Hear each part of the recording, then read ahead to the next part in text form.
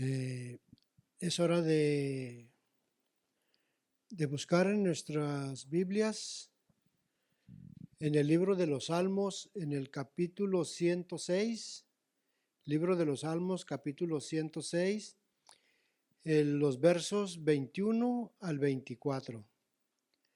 Dice la palabra del Señor: olvidaron al Dios de su salvación, que había hecho grandezas en Egipto, maravillas en la tierra de Cam, cosas formidables sobre el mar Rojo, y trató de destruirlos de no haberse interpuesto Moisés, su escogido, delante de él, a fin de apartar su indignación para que no los destruyese. Pero aborrecieron la tierra deseable, no creyeron a su palabra. Palabra de Dios. Vamos a darle paso a nuestro hermano Raudel, que traerá la palabra el día de hoy. Por la misericordia de Dios, nuevamente nos encontramos en este día. ¿Sí es cierto? Y acudimos a la cita que tenemos, ¿verdad? Para reunirnos en familia y juntos aprender de la Biblia, de la Escritura. Es interesante que historias que tenemos desde Génesis, Éxodo, se pueden aplicar para ahora, al presente. Toda la Escritura, familia, cualquier acontecimiento o evento lo podemos traer al presente y Dios nos puede ahí guiar en nuestro presente por lo que estemos pasando, ¿verdad? Así que damos la bienvenida a todos aquí que estamos en este lugar y sabemos que a la gente que nos ve por la página de la iglesia, la gente hermosa, también le damos la bienvenida. Sabemos que están ahí al pendiente y te pedimos que por favor escuches todo el mensaje y lo puedas compartir, ¿verdad? También nosotros tenemos esa oportunidad de compartirlo. Así que familia, te voy a pedir que en los siguientes minutos me prestes tu atención, no te distraigas, pon tu celular ahí en silencio, porque de repente puede ocurrir una llamada, ¿verdad? Entonces, así como estás, por favor, inclina tu rostro. Querido Dios, gracias por tu presencia. Pedimos que tu Santo Espíritu nos abra el entendimiento para recibir tu palabra, mi Dios. Que nos abras el oído espiritual, la mente, Señor, y el corazón para recibir lo que tú tienes para nosotros. En Cristo Jesús oramos y decimos, amén. En el Antiguo Testamento hay un evento, un acontecimiento interesante. Como te dije al principio, ¿verdad? Esa historia ocurrió hace tiempo, pero que bien nos ayuda al presente. Vamos a ir ahí descubriendo en qué manera nos puede ayudar. El segundo libro de la Biblia, llamado Éxodo, encontramos una historia y un evento interesante del pueblo de Dios acerca de su liberación en manos de Faraón, de los egipcios, ¿verdad? El pueblo había sido esclavo por alrededor de 400 años bajo el poder de los egipcios. Dios levanta a un líder, a Moisés, como libertador. La historia se relata en Éxodo capítulo 14. Si quieres ir ahí o anotar la cita, o a lo mejor está en pantalla. Éxodo capítulo 14, segundo libro de la Biblia. Ahí encontramos el acontecimiento del pueblo de Dios cruza el mar Rojo. No lo vamos a leer todo por el tiempo, pero aquí hubo algo que causó mucho dolor a Dios después que los libertó. ¿Sí? En el libro de Éxodo, a partir del capítulo 14, vemos un evento tremendo. Sabemos que el pueblo de Dios, te lo dije, estaba esclavo. Moisés es el libertador, el líder para llevar ese pueblo a la tierra prometida. Y aquí ocurrió uno de los eventos más grandes de la historia. Pero en el capítulo 14 encontramos algo que causó mucho dolor a Dios. ¿Sí? Desde el verso 1 empiezan las instrucciones y los dirige. Pero quiero por favor que vayamos a leer el verso 10 y 12, donde el pueblo de Dios se queja. Y eso le dolió a Dios en su corazón.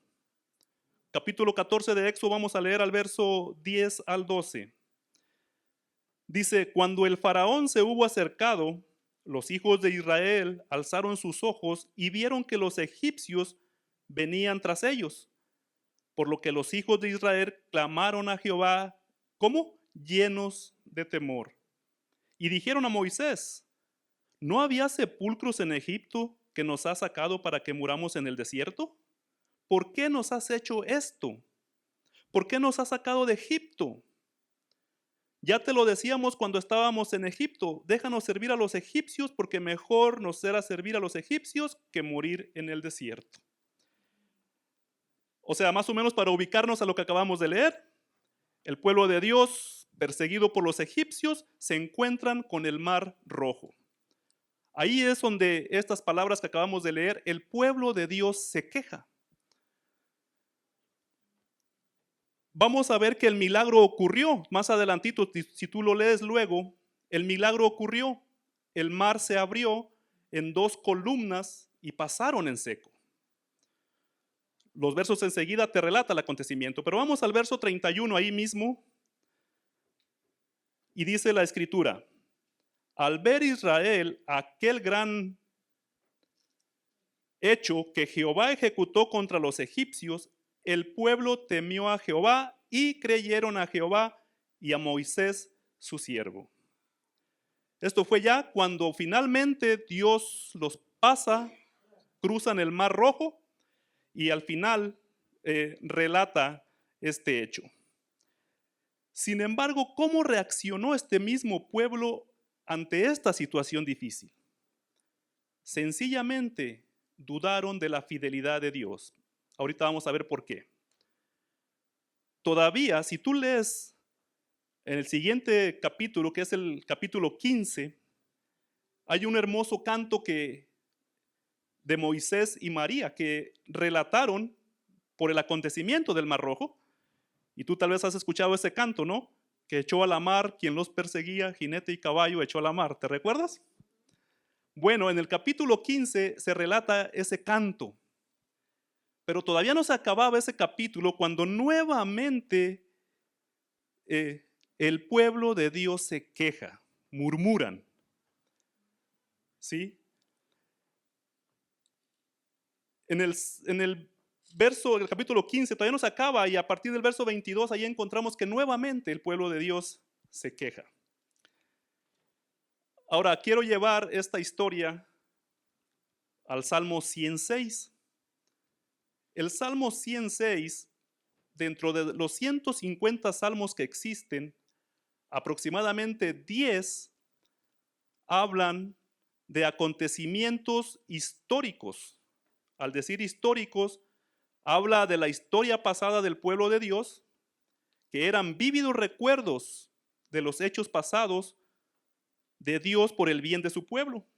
Y era con un propósito, que se transmitieran las lecciones importantes a las generaciones futuras. Entonces, muchos de los, aproximadamente 10 de los salmos, son históricos que hablan de la historia, ¿qué? Pasada del pueblo de Dios. El Salmo 106 es donde lo relata el capítulo 14 de Éxodo. Si quieres ir ahí conmigo a Salmo 106. Vamos a leer los versos 7 y 8. Dice 106, verso 7. Nuestros padres en Egipto no entendieron tus maravillas, no se acordaron de la muchedumbre de tus misericordias, sino que se rebelaron junto al Mar Rojo. ¿Sí? El escritor está haciendo una confesión aquí. Se lamenta. ¿Cuál fue la falta que cometió el pueblo de Dios?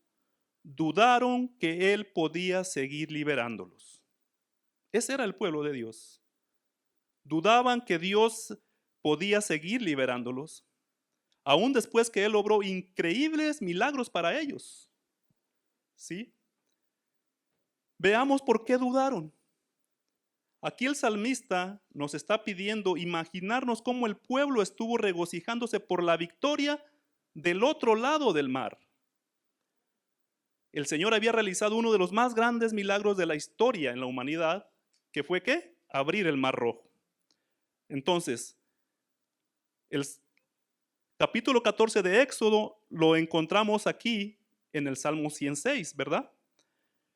Fue un acontecimiento totalmente diferente cuando el pueblo tuvo la victoria al otro lado del mar. Cantaron y danzaron cuando vieron el poderoso ejército egipcio hundirse en destrucción. Seguimos leyendo en el verso 9 del Salmo 106. Vamos a dar lectura al 12. Dice: reprendió el mar rojo y lo secó, y los hizo ir por el abismo como por un desierto. Los salvó de manos del enemigo y los rescató de manos del adversario. Cubrieron las aguas a sus enemigos, no quedó ni uno de ellos. Y luego dice: entonces creyeron en sus palabras y ¿qué? Y cantaron su alabanza. Notamos algo aquí, familia. El pueblo creyó, pero fue hasta después de ver el milagro. ¿Sí? ¿Estamos? Por lo que acabamos de leer, la historia que nos relata, estamos viendo que el pueblo creyó, pero fue hasta después de ver el milagro. Y a veces nosotros queremos ver el milagro para creer en Dios. El pueblo de Dios cantó la canción correcta, un canto de alabanza al Todopoderoso, pero cantaron del lado equivocado del mar. ¿Sí? Préstame tu atención. Cualquiera puede regocijarse o cantar después de obtener la victoria o el milagro, pero el pueblo había fallado miserablemente en el otro lado de la prueba del Mar Rojo. No confiaron en Dios, dudaron del poder de Dios. Lo leímos. ¿Sí? Cuando estaban justamente ante el Mar Rojo y atrás los egipcios, dudaron. Le reclamaron a Moisés lo que acabamos de leer. Tú y yo cantamos y alabamos a Dios, pero regularmente lo hacemos después de la victoria, después del milagro. El punto es hacerlo antes. Aun cuando tu petición, cuando estás todavía que no ves la victoria, ahí es cuando debemos alabar a Dios. No después. ¿Sí? Porque si creemos en un Dios todopoderoso, en un Dios grande, lo correcto como creyentes sería alabar y bendecir el santo nombre de Dios independientemente de cómo esté la situación. Cantar a Dios, alabar a Dios, cantar antes del milagro. Capítulos anteriores, Dios había mandado 10 plagas en los cuales siempre protegió a su pueblo. Pero cuando llegaron al mar, dijeron, mejor nos hubiéramos quedado en Egipto. Dudaron de la fidelidad de Dios. Después que ellos experimentaron ese milagro, el salmista, no sé si llamarle excepcionantes o decepcionantes declaraciones. ¿Sabes qué ocurrió? El salmista lo relata en el verso 13. Ahí sí seguimos la lectura. ¿Cómo empieza? Bien pronto se olvidaron de sus obras. Tremendo, ¿verdad? ¿Cómo era posible que el pueblo de Dios, después de ver tremendo milagro, dice el salmista, que bien pronto se olvidaron de sus obras? Impresionante, ¿no? Por eso te dije que no sé si llamarle decepcionante o impresionante la actitud del pueblo de Dios. Y si vamos al verso 21 hasta el 24 del mismo Salmo 106, dice, olvidaron al Dios de su salvación que había hecho grandezas en Egipto, maravillas en la tierra de Cam, cosas formidables en el Mar Rojo, y los había destruido de no haberse interpuesto Moisés, su escogido, delante de él, a fin de apartar su indignación para que no los destruyese. Dice el verso 24, pero aborrecieron la tierra deseable, no creyeron a su palabra. Tremendo, ¿verdad? Podemos ver lo que está pasando aquí. Dios había probado a su pueblo en Egipto, había realizado increíbles señales y milagros para ellos. En 10 ocasiones separadas trajo juicio sobre Egipto, las plagas, pero siempre guardó seguro a su pueblo. Sin embargo, el salmista, según él, estos milagros no impresionaron a su pueblo en lo más mínimo. Cuando los tiempos duros llegaron, el pueblo probablemente miró atrás, considerando ese pasado admirable como puras calamidades naturales. Y Moisés trató de convencerlos que fue obra de Dios en favor de ellos. Les declaró: el Señor está usando todos estos milagros con el propósito de facilitar su liberación. Pero aún dudaron de Dios, descontando su poderosa obra.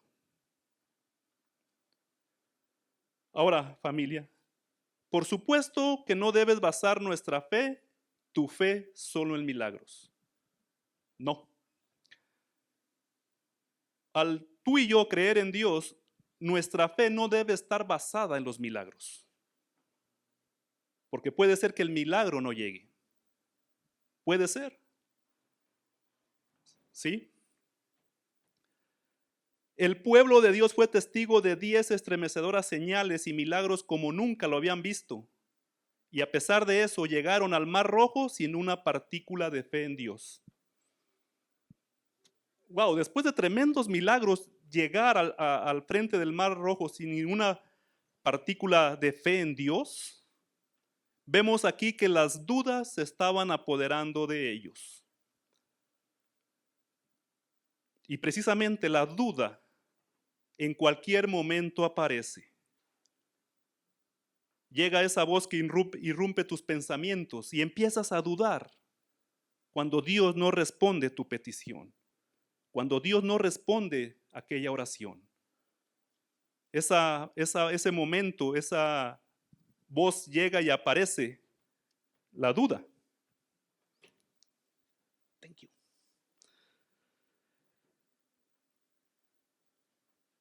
Y a veces dudas de que Dios tenga el control total. Te preguntas, ¿de veras Dios tiene el control total?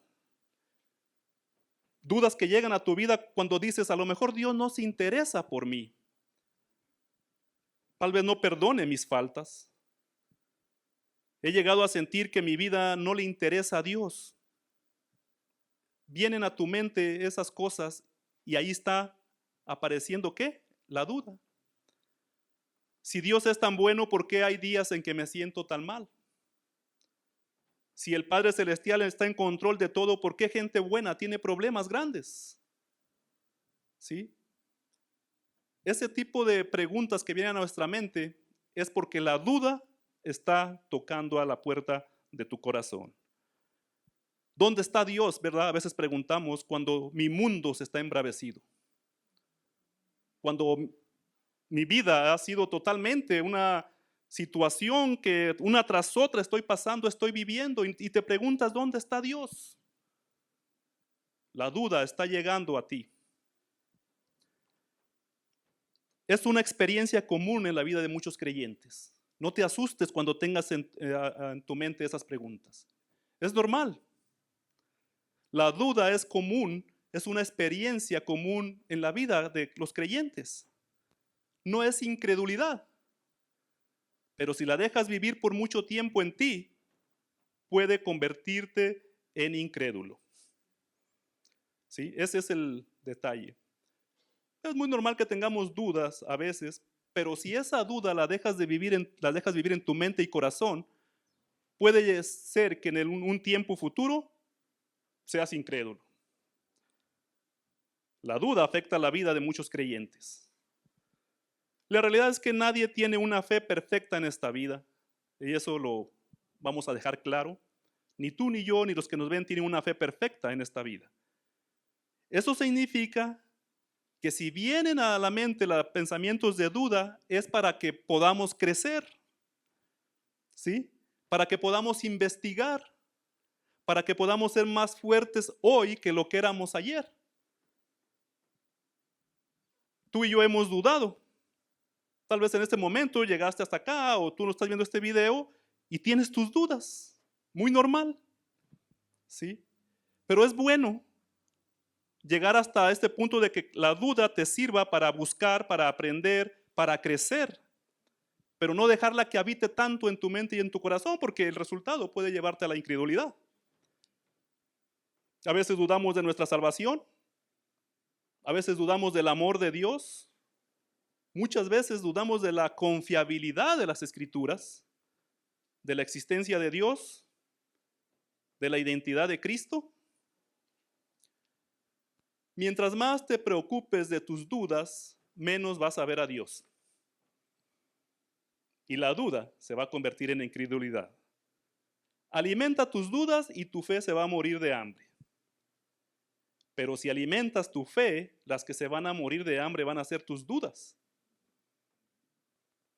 La duda es como un niño que busca atención. Mientras más atención le prestes, más atención va a querer. No dejemos que nos engañen depositando en nosotros esas semillas de dudas. Las primeras semillas de dudas se sembraron en el huerto del Edén. Y no fue precisamente en la tierra, fue en el corazón de Eva. Eva estaba sentada, disfrutando de la naturaleza, los árboles. Estaba sorbiendo una bebida de menta con miel, disfrutando el sol, cuando se fijó en un par de ojos vidriosos que se asomaban entre los arbustos. Después de una breve conversación, el visitante se colocó entre Eva y el sol y proyectó su primera sombra de dudas. Y vino a sembrar el enemigo en el corazón de Eva esa semilla de dudas. ¿Con qué?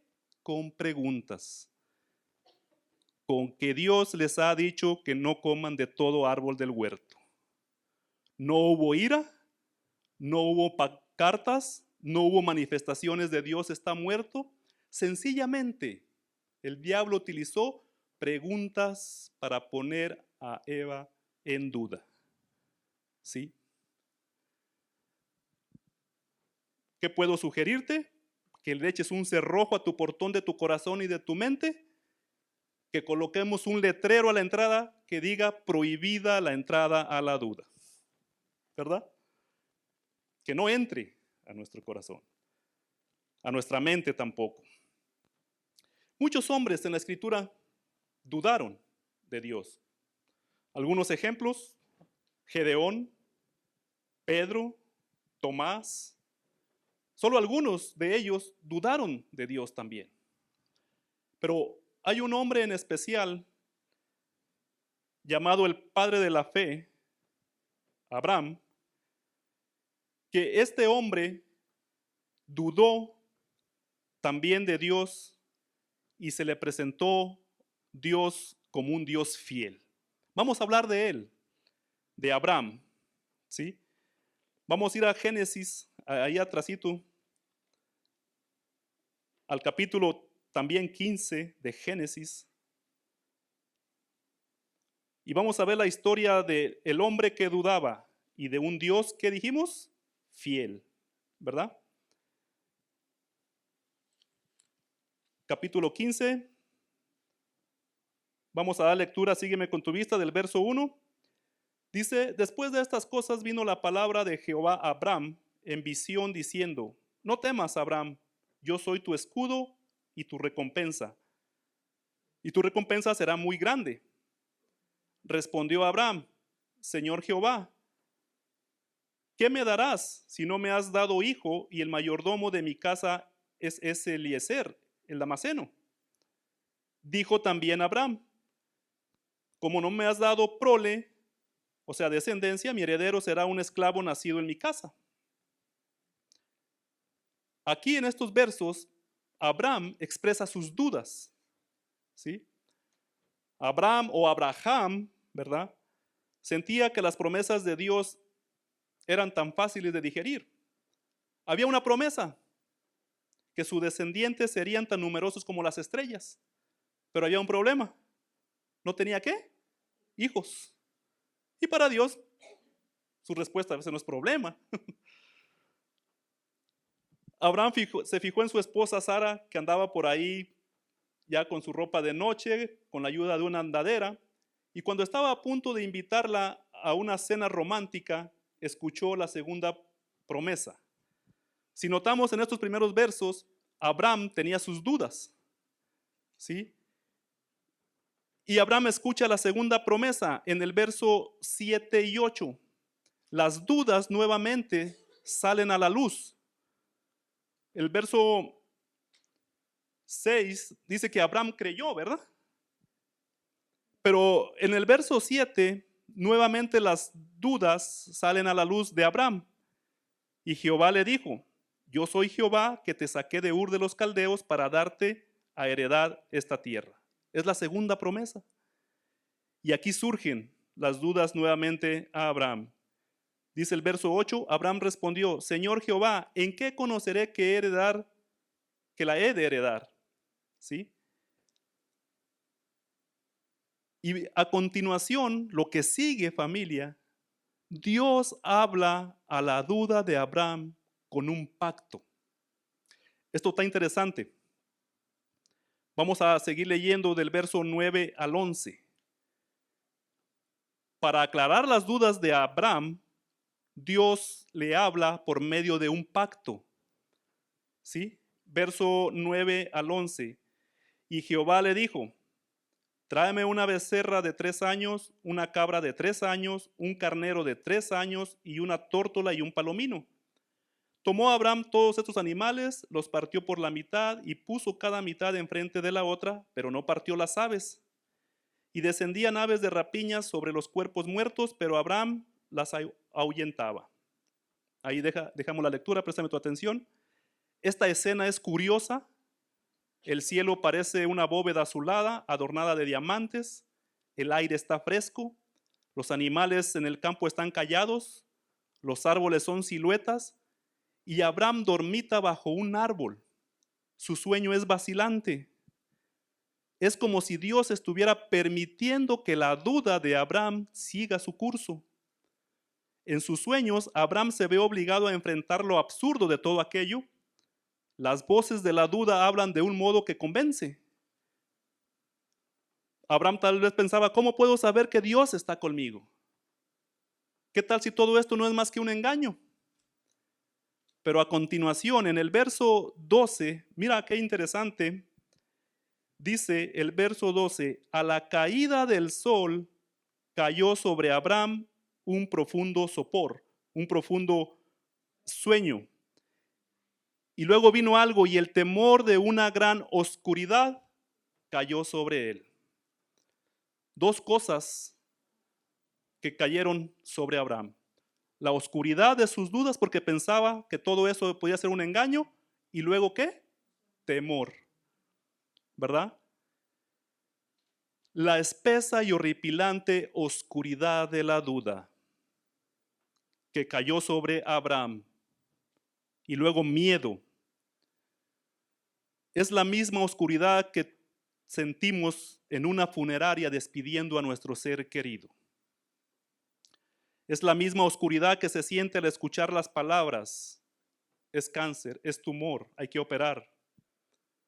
La misma oscuridad que te abruma cuando te das cuenta que has dejado estallar tu carácter. Y llega la oscuridad de la duda si realmente sirves a Dios. Ese tipo de oscuridad la experimentamos, ¿verdad? Como te dije, cuando a veces en un funeral, a la despedida de un ser querido, esa oscuridad de dudas llega a nuestra vida. Esa oscuridad que llega cuando tu matrimonio ves que no tiene remedio y estás a punto del divorcio. La misma oscuridad en medio de la cual Jesús gritó, Dios mío, ¿por qué me has desamparado? Palabras apropiadas, porque a veces también nosotros expresamos esas palabras que dijo Cristo. Nos sentimos, ¿qué? Desamparados. Porque cuando dudamos, Dios parece estar muy lejos, ¿verdad? No lo sentimos cercas a veces. Y es precisamente por esa razón por la cual Él decidió acercarse tanto, para esclarecer tu oscuridad de dudas, para esclarecer tus temores. Fue por esa razón que Dios decidió acercarse tanto. ¿De qué manera? Mira, ya Dios le había dicho a Abraham que llevara ¿qué? 3 animales, que los partiera a la mitad, que acomodara las mitades una enfrente de la otra. Tal vez para nosotros esa orden resulta misteriosa, ¿verdad? Pero para Abraham no lo era. Ya antes había visto esta ceremonia. Era una ceremonia común que se practicaba.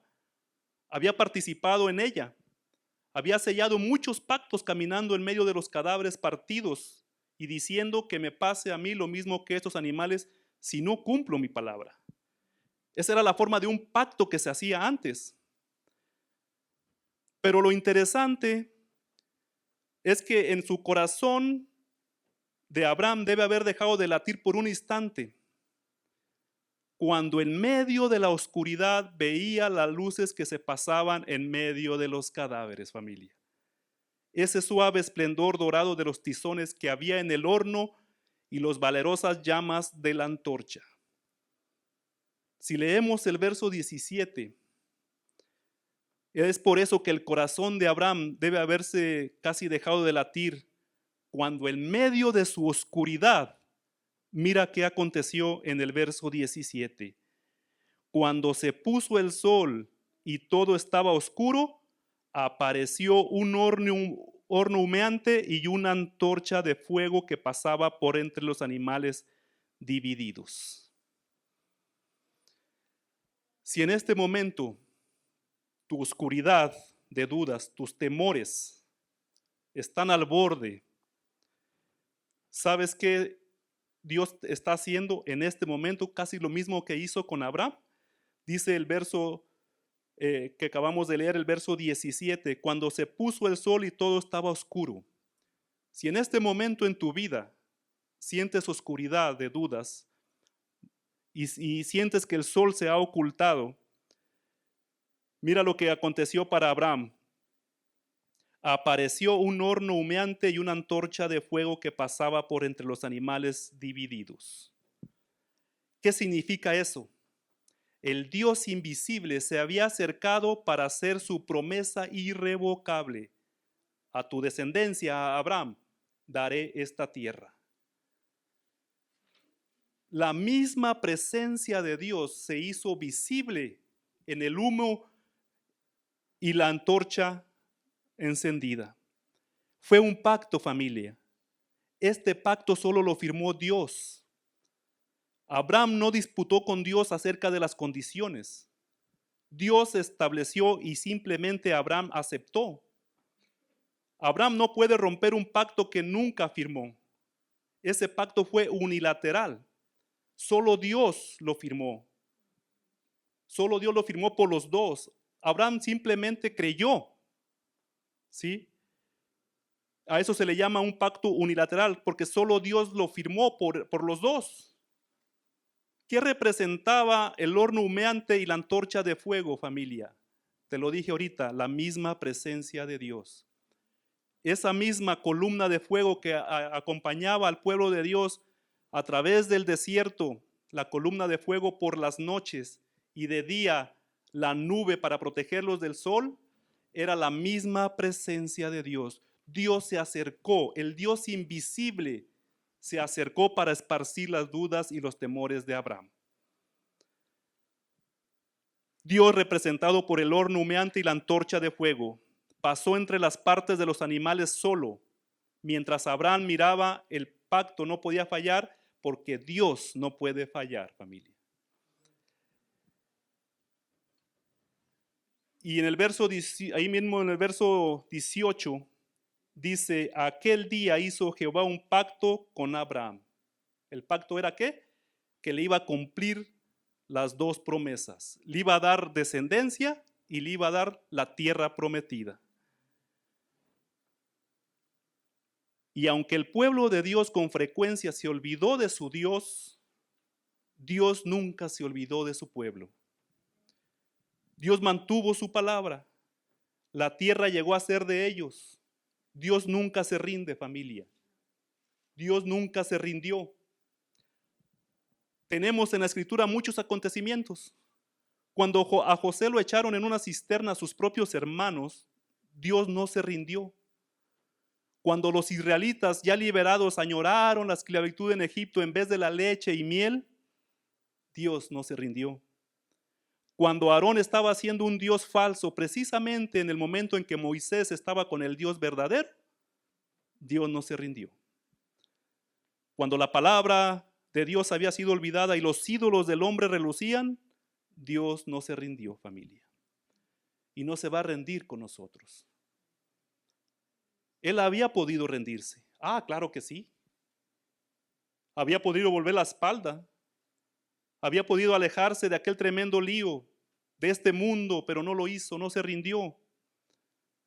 Cuando se hizo carne y fue víctima de un intento de asesinato antes de cumplir 2 años de edad, no se rindió. Cuando la gente de su propia aldea trató de tirarlo por un barranco, siguió con su misión, no se rindió. Cuando sus hermanos se rieron de él, no se rindió. Cuando Pedro lo adoró en la cena y después lo maldijo junto a la hoguera, bien pudo haber dicho, déjame termino con estos discípulos. Es más, con este mundo, porque todos esos acontecimientos, familia, surgieron. Dios, Cristo, no se rindió. Cuando lo escupieron en el rostro, Él no escupió. Cuando los que estaban junto a Él lo abofetearon, Él no los abofeteó. Cuando un látigo le desgarró los costados, Él no se volvió para ordenar a los ángeles que aguardaban ahí que le hicieran lo mismo al soldado con ese látigo. Él podía haberlo hecho. No lo hizo. No se rindió en un mundo podrido. No se ha rendido con tu vida y mi vida. ¿Sí? Y cuando unas manos humanas aseguraron las manos divinas a una cruz con grandes clavos, no fueron los soldados quienes sostuvieron en su sitio las manos de Jesucristo. No fueron los soldados, familia, quien sostuvo las manos de Cristo en la cruz. Fue Dios quien las sostuvo. Porque esas manos heridas eran las mismas manos invisibles que 2000 años atrás habían cargado el horno y la antorcha. Eran las mismas manos que habían hecho brillar la luz en medio de la oscuridad espesa y horripilante que envolvió a Abraham. Las mismas manos que cargaron la antorcha, ¿sí?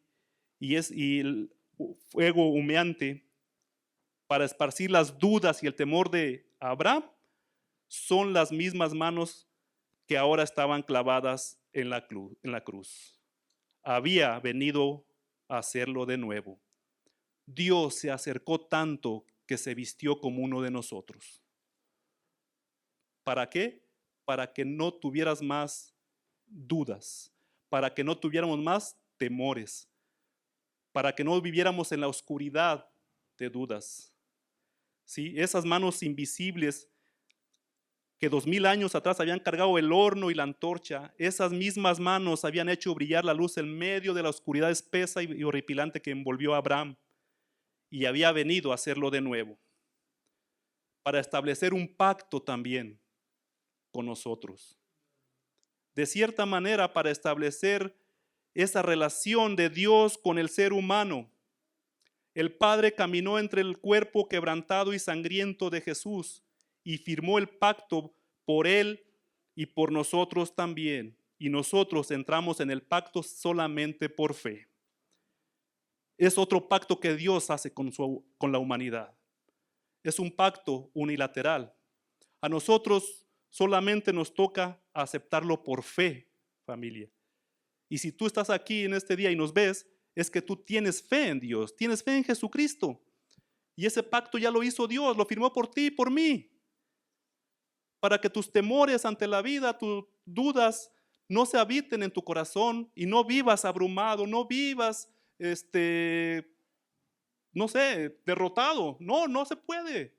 Aunque duela, aunque por lo que estés pasando y no vea la respuesta de Dios, hay un pacto, una promesa que hizo Dios con nosotros. De modo que la próxima vez que aparezca ese vecino detestable de la duda, del temor, acompáñalo a la salida, hasta la loma, llévalo hasta el Calvario, hasta la cruz, donde con sangre santa la mano que llevaba la llama escribió la promesa: Dios está dispuesto a renunciar a su Hijo antes que renunciar a ti. Y ya para terminar, quiero relatarte un acontecimiento verdadero. La vida de una joven de 18 años llamada Cassie Bernal. Fue una de las 14 víctimas de la tragedia en el colegio llamado Columbine, aquí en Denver, específicamente en Littleton. Aconteció una de las más grandes tragedias de todo el mundo, se puede decir. Hubo varios héroes, algunos alumnos, algunos profesores que ayudaron a muchos para salir de ahí, pero en particular me llama la atención la vida de esta joven de 18 años llamada Cassie Bernal. Era una joven sencilla, rebelde, como cualquier adolescente. Llevaba una vida poquito desordenada, pero entregó su vida a Dios en un retiro en este Spark. Recibió a Jesucristo como su Salvador. Y esta tragedia de Columbine en Littleton, Colorado, ocurrió un 20 de abril de 1999. Eran como las 11:15 de la mañana cuando Cassie entró a la biblioteca del colegio con la mochila sobre los hombros para hacer algunos deberes en la clase de inglés. Hacía aproximadamente 5 minutos que estaba ahí con varios alumnos, cuando una profesora entró corriendo gritando que en el pasillo había unos muchachos con armas. Una de las sobrevivientes pensaron que era una broma, a lo mejor una travesura. Una compañera dijo, tranquilos, a lo mejor son bolitas de pintura nomás. Se oyeron los primeros tiros. Fue entonces que dos jóvenes entraron disparando y diciendo cosas como, esto es lo que queríamos hacer toda la vida. Lo gritaban a cada disparo que hacían. No se sabe exactamente lo que Cassie estaba haciendo. Una estudiante recuerda haberla visto bajo una mesa con las manos juntas en oración. Otra compañera dice que Cassie permaneció sentada. Un estudiante de segundo año después del tiroteo dijo que no la vio como estaba, pero que nunca olvidará qué oyó cuando él estaba agachado debajo de un escritorio a unos pocos metros de distancia. Este joven relata, no pude ver cuando esos tipos se acercaron a Cassie, pero reconocí la voz, lo oí todo, como si estuvieran al lado mío. Uno de ellos le preguntó que si creía en Dios. Cassie tardó un momento en contestar, como si no supiera qué responder, pero luego dijo que sí. Debe haber tenido miedo, dijo este testigo, pero su voz no se oyó temblorosa, era firme. Le preguntaron por qué. Sin darle oportunidad de contestar, le dispararon. Este joven dijo que por las preguntas que le hicieron a Cassie, era obvio que ella estaba orando. Parte de una nota que escribió esta joven Cassie la noche antes de ser asesinada y lo dio a una amiga la mañana siguiente al llegar al colegio. Esta nota decía, en serio, quiero vivir totalmente para Dios. Es difícil y da miedo, pero bien vale la pena. Estas palabras fueron las que se pusieron en su lápida, en su tumba. Se escribió un libro acerca de ella llamado Ella dijo que sí. Me sorprende la fe de esta joven de 18 años. ¿Qué peor situación puede haber más que enfrente de la muerte no dudar de su Dios? Yo creo que no puede haber otra situación, familia, que estar enfrente de la muerte y no dudar en quien ha creído. 18 años, toda una vida por delante. Y lo que quiero compartirte al relatar esta historia de Cassie es que quién sabe de los que estamos aquí y de los que nos ven, cuál va a ser nuestro final en esta vida. Pero mi oración es que sea cual sea, si estamos frente a la muerte, no dudes en lo que has creído. Que tu fe que has puesto en Jesucristo la abraces y no reneguemos de Dios, porque Dios ha sido bueno con cada uno de nosotros. Sí. Yo quiero orar porque tu fe que has depositado en Cristo crezca más. Nos aferremos más a la cruz. Que independientemente de cómo se vean las cosas, esa fe que hemos creído la abracemos, así como Casi abrazó su fe. No le importó perder la vida. No dudó de Dios en ese momento. Y que tú y yo nos sorprenda la muerte de la forma que Dios solamente sabe, no dudando de Dios. Amén. Ponte sobre tus pies, por favor, vamos a hacer una oración. Y hasta aquí, solo Dios sabe cómo ha sido tu vida, por lo que has pasado, si estás en esa oscuridad, si estás con ese temor, ¿sí? Hoy el Dios invisible se hace presente y te hace sentir que está contigo.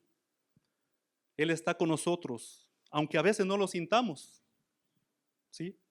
Pero el que no lo sintamos no quiere decir que no está. Él está presente. Y yo oro para que tu fe, independientemente de lo que venga en la vida, te mantengas firme en lo que hemos creído. Dios, gracias por tu presencia. Gracias por este tiempo que hemos estudiado tu palabra. Y así, Dios, como a Abraham se le esclareció esas dudas y esos temores en este momento, en esta hora, mi Dios, tus hijos, también es esclarecido ese temor y esa duda que podamos tal vez tener. Tu presencia, Señor, se hace tangible. Lo sentimos, Dios, que tú estás con nosotros. Y oro por aquellas personas que han sentido temor, dudas, mi Dios, que tú hagas sentir que estás con ellos.